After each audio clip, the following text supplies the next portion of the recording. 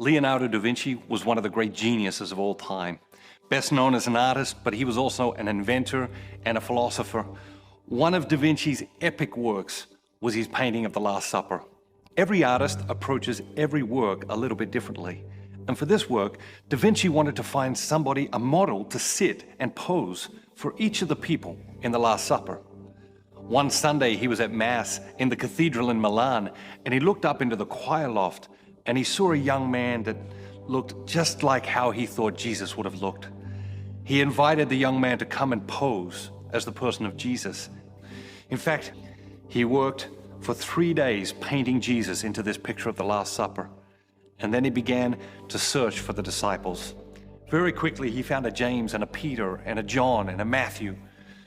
In fact, in 11 months, he found and painted 11 of the 12 disciples, all except Judas.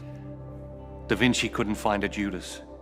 He searched high and low, but he couldn't find a man that looked like what he thought Judas would have looked like.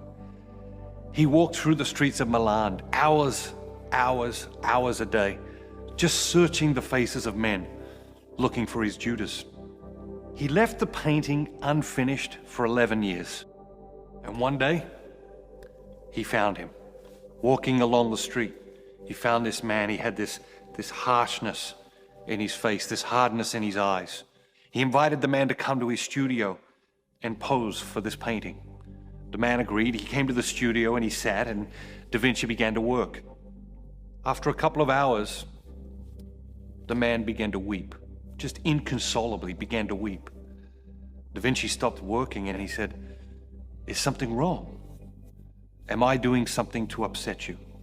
He looked up at da Vinci and he said, "Master, do you not recognize me?"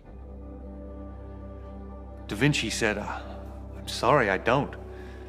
Have we met before?" The man said, "Yes. 11 years ago, I posed for you in this same painting as the person of Jesus."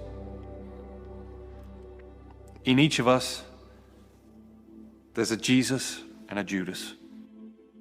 In each of us, there's that best version of ourselves and that lesser version of ourselves, that second-rate version of ourselves, that worst version of ourselves.